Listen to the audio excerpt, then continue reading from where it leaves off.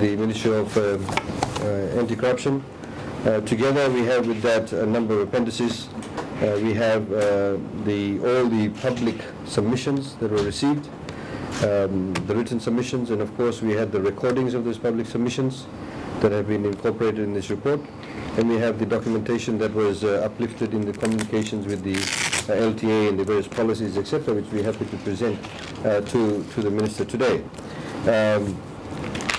We have made some major recommendations in the report to the Minister. They include we believe some actions that need to be taken directly by the Minister, and some of them need to in fact be further reviewed or assessed by an independent review committee. And overall, I think what needs to be said is that the land transport industry in Fiji plays a very critical role in the development of the country, of course, and of course, in particular, the service of public service vehicles plays a very critical role, given that members of the public, a majority of members of the public, actually access public transportation. There are various categories of PSVs in Fiji that people use. So you have taxis, you have minibuses, you have omnibuses, which are what we call the big buses. We have carriers, we have small carriers, we have big carriers. We now, of course, have maxi cabs that people are introducing. These are the forms of all land transport as far as public service vehicles is concerned. The LTA, the 1998 Act of LTA, of course, is the governing law regarding land transportation in Fiji. It's a regulatory body that deals with the issuance of permits and licenses, implementing traffic management strategies, and ensuring public road safety.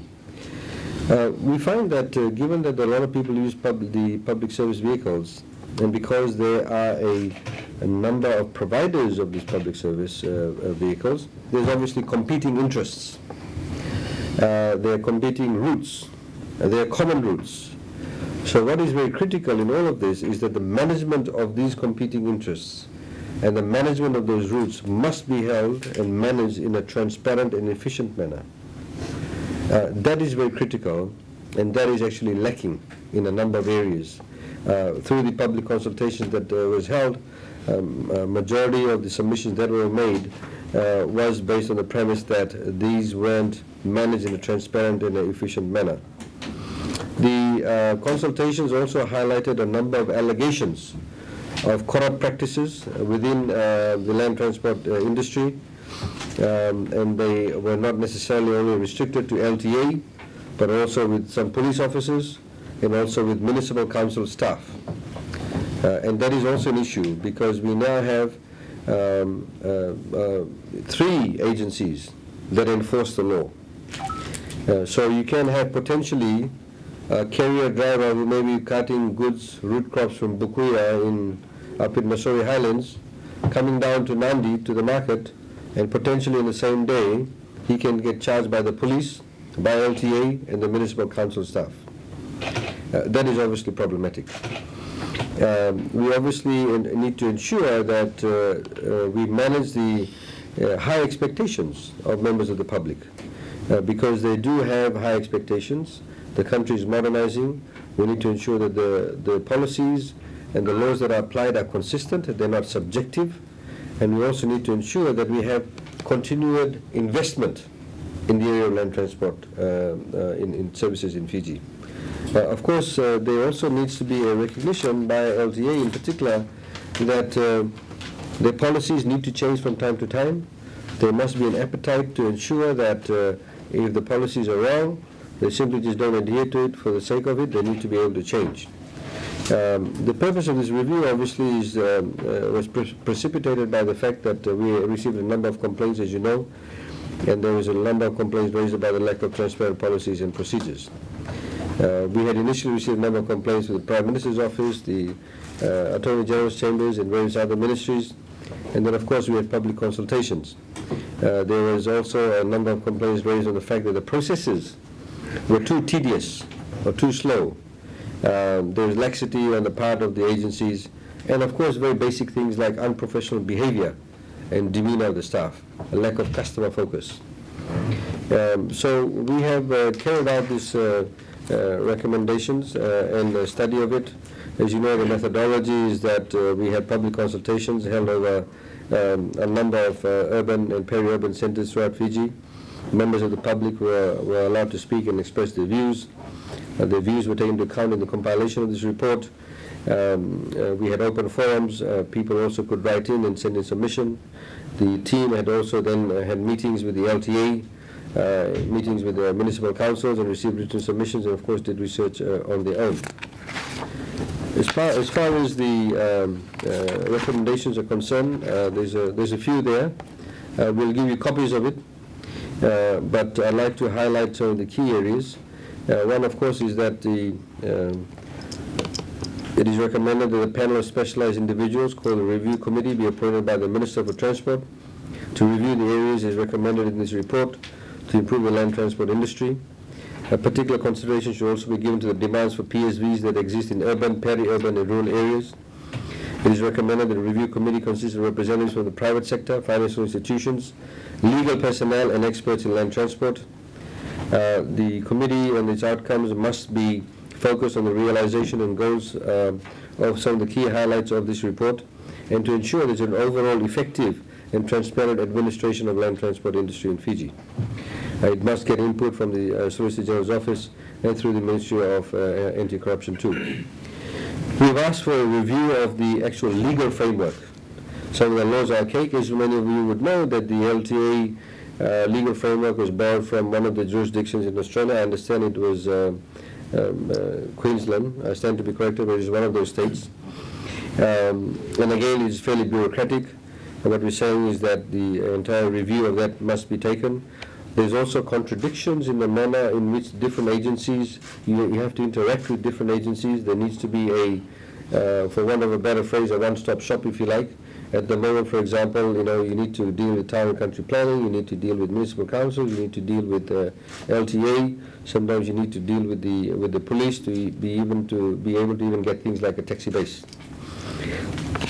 Now, there are various recommendations regarding the review committee regarding, for example, enforcement policies of LTA and how they need to ensure there's capacity building and training and mentoring of enforcement officers.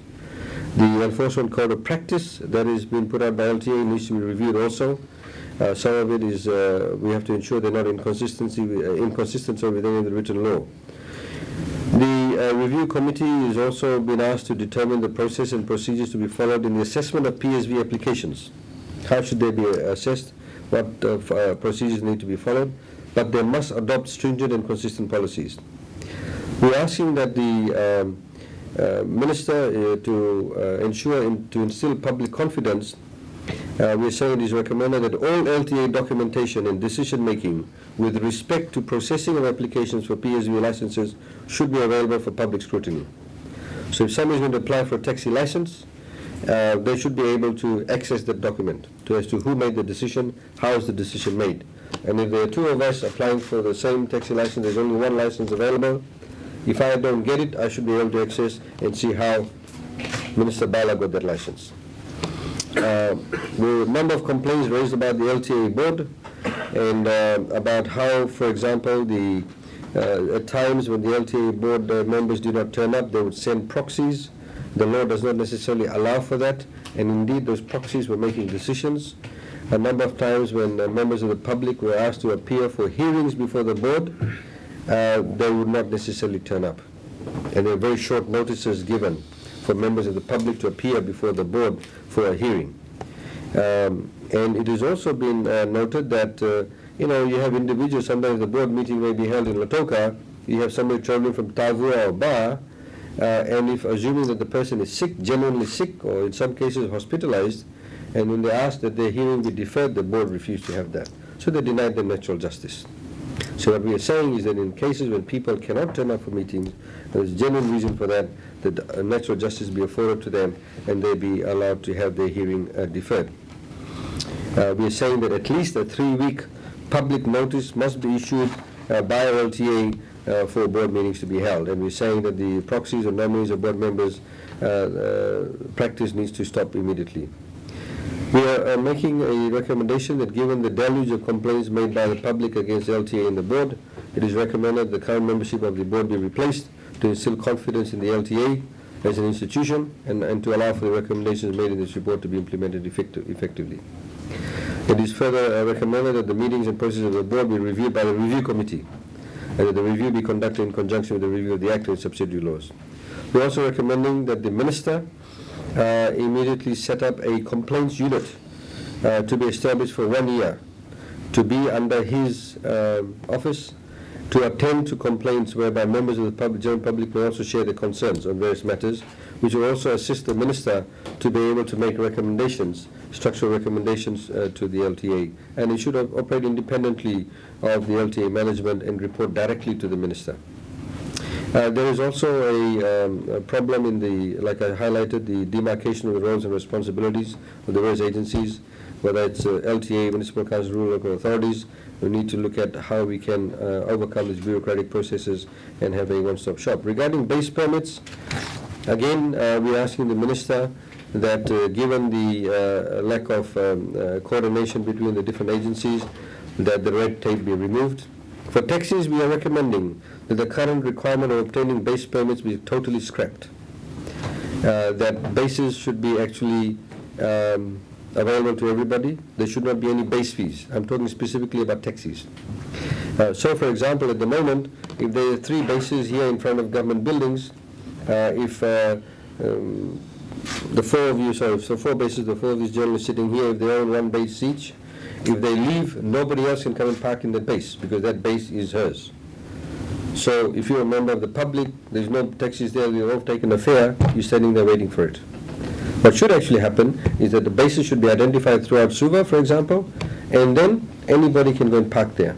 If they take a fare, the next person comes along and parks there. First cab off the rank principle. This is for taxis, that's what we are recommending. And it will also stop all this harassment that takes place and these actual, sometimes physical fights that actually takes place between taxi drivers. Of course, the law needs to be amended respectively in that area.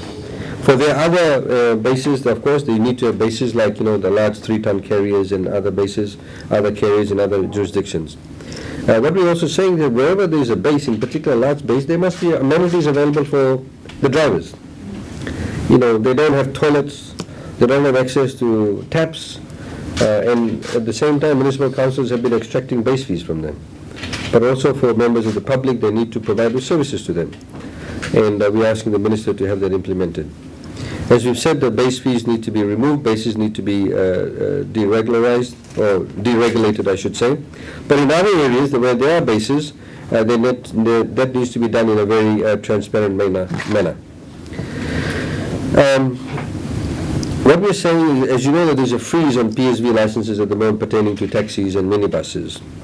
It is recommended before the freeze on the issuance of the new PSV license is lifted, the review committee determine the number of PSV licenses that needs to be issued on a transparent and scientific basis. When we say scientific basis, there needs to be some science around the number of taxi licenses that needs to be issued.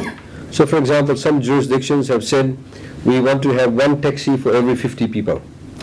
So if the population of that area is 500, you would then have 10 taxi licenses issued for that area. So then, in some jurisdictions or some of the towns, we found people saying there are too many taxis in this area. They're giving more. Nobody's making a living. So what should be the number? So there needs to be on a transparent basis. It needs to be based on the population head. So if a village, for example, has 500 people, and you say there should be 1 carrier or 1 minibus for every 50 people, then of course you'd have 10 licenses that are issued for that particular area. It needs to be transparent. The issue then, of course, is who should get it then? Once you say, okay, Suva needs another 100 taxis, who should be given it? Should it be given to somebody who's already got 10 taxi licenses? Should it be given to the supermarket? Who should get it? What we are suggesting, and what we have also assessed from the consultations, that many people see PSV licenses as a form of living. You have many widows, for example, wanting a minibus license because they don't have a source of revenue. So what we are saying is that there needs to be means tested. We should give first preference to Fijians who come from low income backgrounds. and the review committee can set the threshold. And or minibus or taxi drivers who've been driving for over 10 years and have been want a taxi license but have not been given one. They've already been in the industry. So they should also be given preference. We're also recommending that if, for example, it is determined there needs to be 100 taxi licenses issued, and we have 500 people applying for it, then, and they qualify for it, then that should be drawn through lots. You have a lot, you draw lots on it, through a barrel scheme or whatever. Now, the major issue regarding what we call annual registration fee or what we call wheel tax. There are many people, for example, whose vehicles may have gone into disrepair, who had an accident, but they could not, for example, have the money at that point in time to fix up their car. So the car may have been off the road for 2 years or 3 years. They now have the means to fix it up. But when they go to LTA, LTA says, even though the car has not been on the road for 3 years, you have to pay wheel tax for those 3 years. What we are saying, we need to give them an amnesty. For the next 1 year, within the next 1 year, anybody whose car has been off the road, fixes up the car, brings it within 1 year, the wheel tax should be exempt for all those years it's been off the road. Unless, of course, there is some court order that says otherwise. But that's the amnesty that we're saying needs to be given. Road user levy, what we are also recommending, that any agricultural machineries which do not operate or rarely operate on public roads, at least 50%, they should be exempt from paying road user levy. There's some people, who drive tractors. So I may be using my tractor on this farm and I drive, 2 kilometers to get to the next field. I should not be paying road user levy because most of the time the tractor is in the field. There is no national bus schedule in Fiji, none whatsoever. What we're saying, there needs to be a national bus schedule.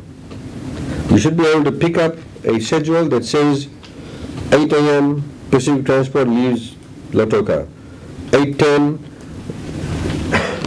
Sabuddin leaves for Mandi, 8:07 whatever it is. There is none whatsoever, and that obviously causes problems when people apply for routes.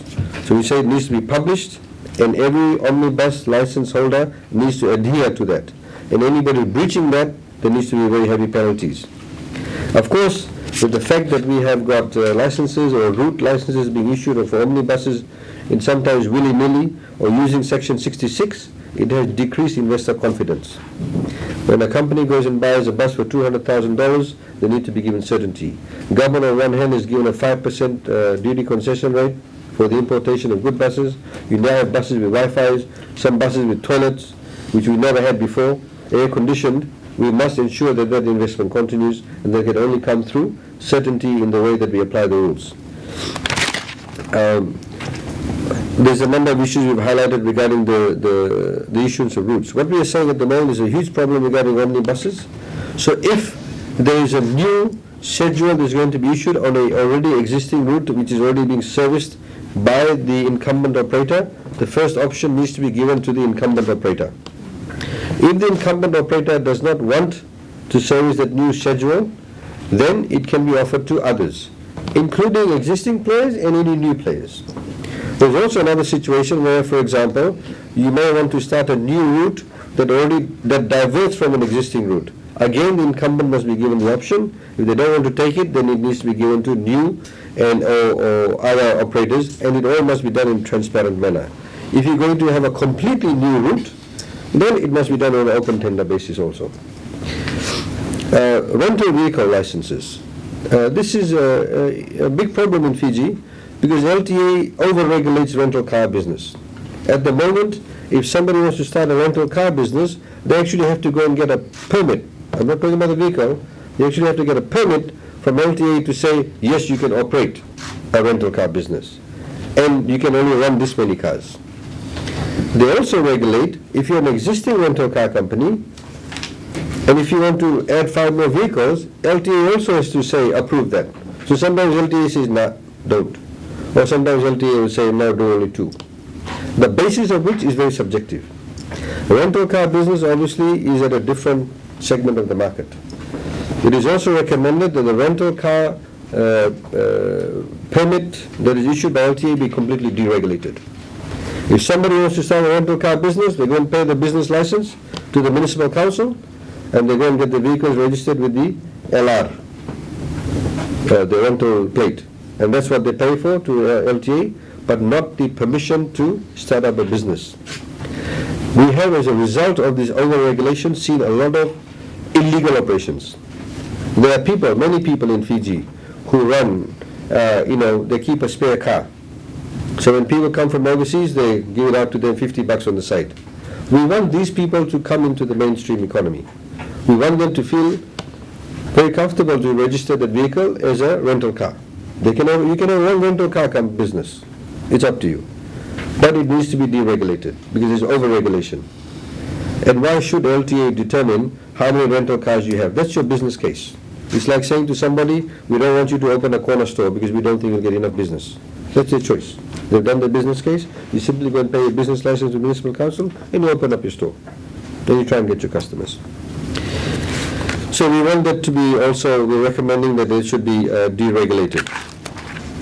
Hire vehicle licenses also, we're saying, before that, so once we have this deregulated, then any illegal operators they must come down very heavily on them. So you cannot operate a rental car business without the proper plate. If you found, there must be a very heavy penalty. The same way with the hire vehicle licenses. Anybody should be able to apply for it. You should not need the permission of LTA. You simply go and get the hire plate. But if you do illegally, there must be very heavy penalties. We're also putting in that there should be a procedural timeline of 2 weeks for the processing of these plates. And that any queries that have been given or been requested of LTA, they must respond within 3 days, even a holding letter.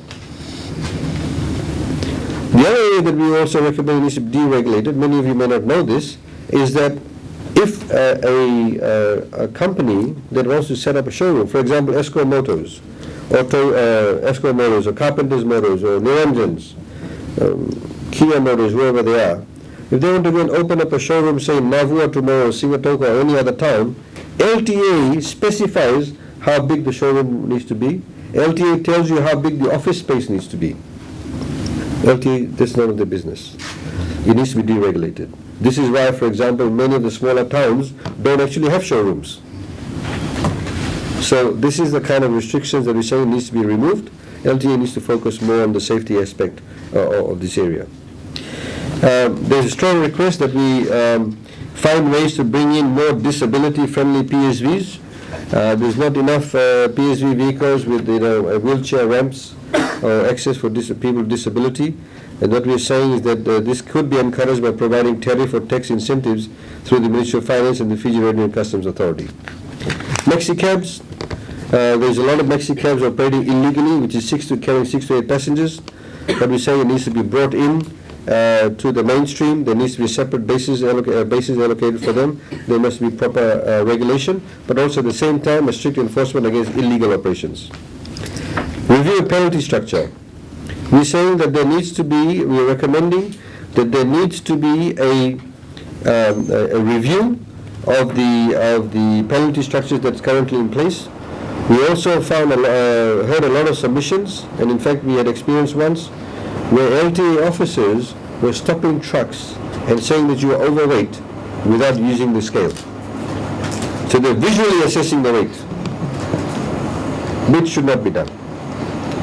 We are also saying that there are many employees who drive vehicles for their companies or their employers.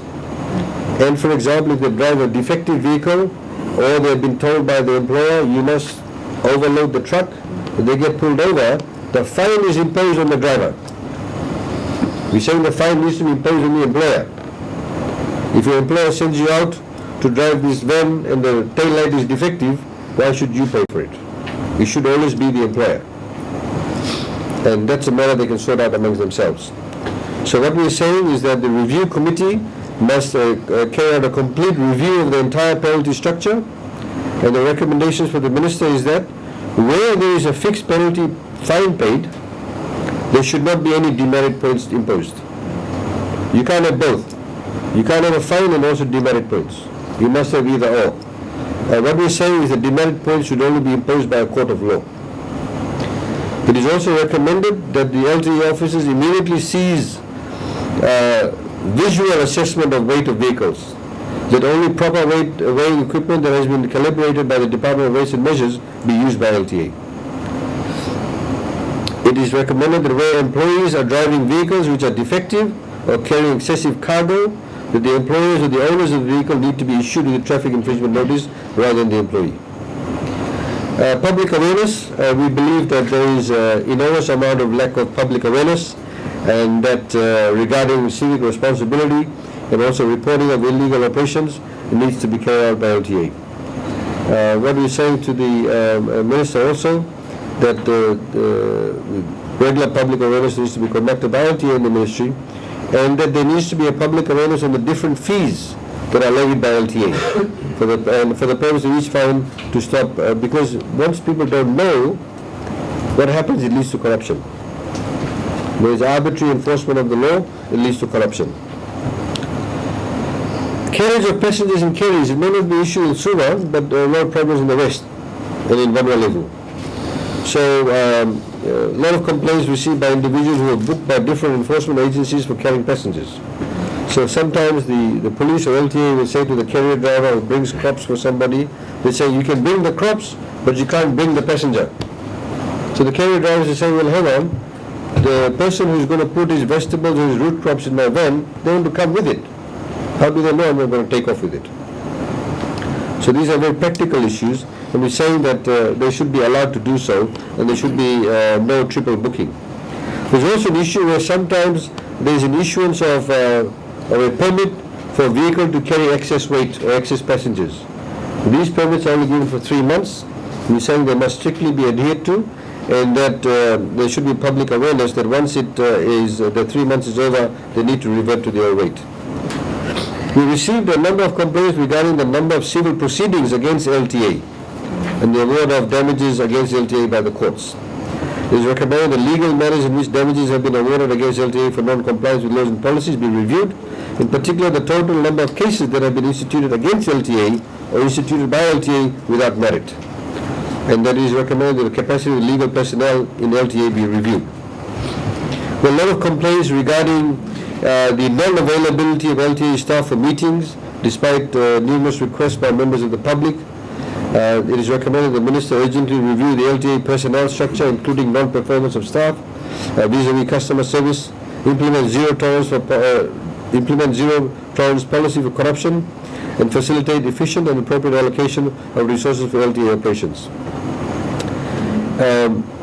Complaints were also raised regarding enforcement officers such as LTA officers and police officers operating illegally themselves or facilitating illegal operations. It is important to note that a formula, if any, must not prevent individuals from applying for a PSV permit whose main source of income will be from operating a PSV. We're making recommendations about the staff demeanor and the lack of professionalism. There's also issues about LTA officers enforcing the law, wearing mufti. They should be properly authorized wearing the uniforms. How can people distinguish whether they are a citizen or whether they are LTA officer? As I mentioned, there needs to be enforcement code of practice. We're also saying that record-keeping system of LTA needs to be improved. There's also an issue where people, when they get PSV license, in particular for taxis, they hire them out. That's illegal. You can't do that. There are instances where it's allowed, that needs to be strictly enforced by LTA. There's very business processes. Like at the moment, a lot of the companies, where it was the case, we are hoping that it's improved since we've written this report, that Escort Motors may sell a lot of vehicles in a day. So every time if you go and buy a new vehicle, they pay a registration fee, they do all of that for you, and they bring the motor vehicle to your door. All those fees that are paid, LTA is requiring them to pay cash or pay by check. They will not allow accounts to be kept. Normal business transactions, you have a 30-day account. So reputable companies that are selling vehicles, they should be allowed to have accounts, rather than the director or whoever having to sign checks. Suspension of licenses, a number of complaints about how LTA would issue letters saying, show cause as to why we should not suspend, vary, or cancel a license. A lot of anomalies, we're saying that needs to be reviewed. A lot of complaints about how certain renewals of permits are not decentralized. They have to go to the regional office. So sometimes a person runs from Singatoka to Lautoka and says, well, the officer is not here, he's at a meeting in Suva, so he goes running off to Suva, and by the time the meeting's finished, he's gone back to Singatoka. This is complete inconvenience for members of the public. There is a huge issue regarding taxi access into Denrao Island and also hotel properties around Fiji. So we've given some recommendations regarding that. There are complaints about how, when, for example, a tourist may pick up a fare or jump in a cab, say from the airport or say from Martin Tar, and the tourist lives in at the Hilton, they are sometimes stopped by the security guards entering Denrao, and the tourist is told to get off. That does not augur well and reflect well for tourism.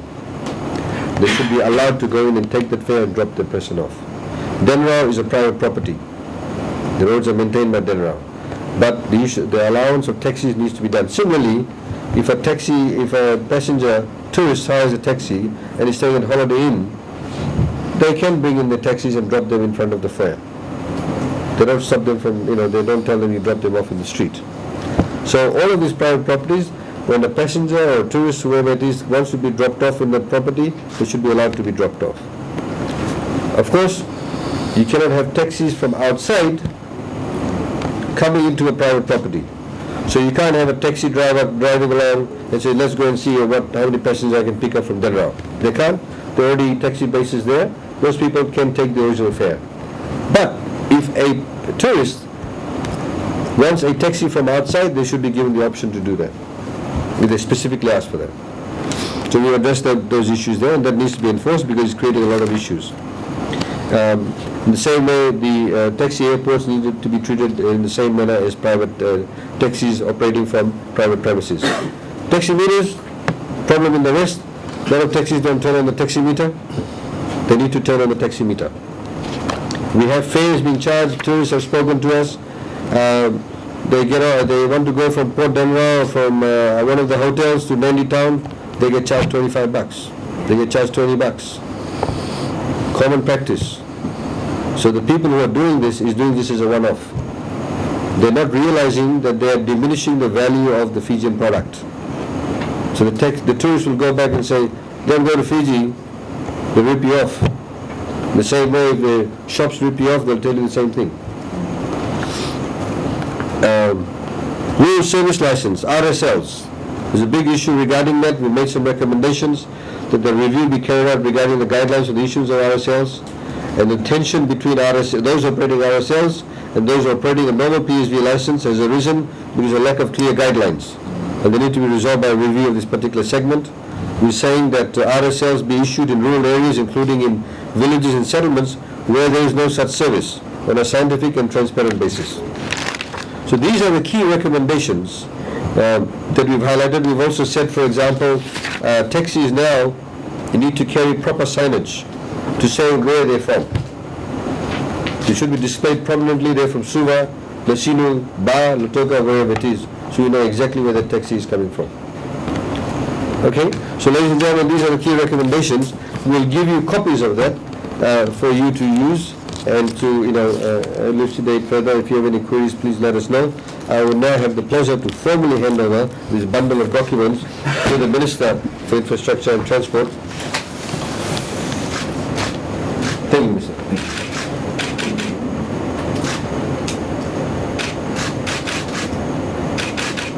Thank you. Mata. Oh my God. I missed the most. Miss it. Any questions? Mr. Bala, what's the next step that you'll take while receiving the report? Okay, Bila Binaka, I think the whole country has been waiting for this report, and now that the report is out, the very first thing that I need to do is to appoint a review committee and also a complaints team. Within 2 weeks we're going to appoint this, and also there are certain recommendations that's forthwith which we will implement, and there are certain recommendations that will need review. So that's the step that we're going to take from now on. Just on the timeline, when can we expect the implementation to begin? As I've said, that first we will have to appoint the review committee, and that will happen within 2 weeks' time, and then maybe the committee can give us the time. So thousands of Fijians who made their recommendations, who made their submissions, will see changes happening as soon as within 2 weeks from under your ministry.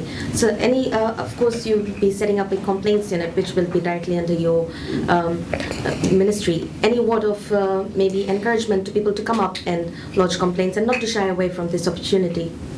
Yes, very much. I invite all the Fijians. If they have any grievances, if they have any difficulties in regards to LTA issues, they can lodge their complaint to the complaints team, and the complaints team will refer all those complaints to me. There will be thousands of complaints. Well, some of the recommendations obviously they've made, for example, the deregulation of rental car business will require some legal amendments. That of course the minister will then propose through cabinet. Some of them, if they do require amendments to existing laws, will then need to be presented to Parliament. Where there are regulations, obviously it does not need to go to Parliament, but where there are actually acts of Parliament, then they need to be taken to Parliament for any amendments.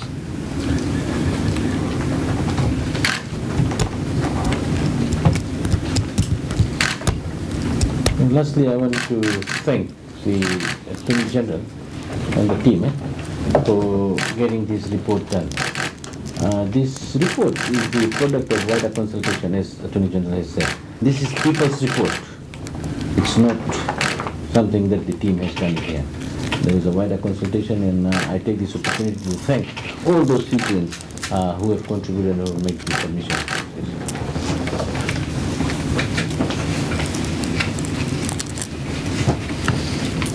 Okay? Thank you very much.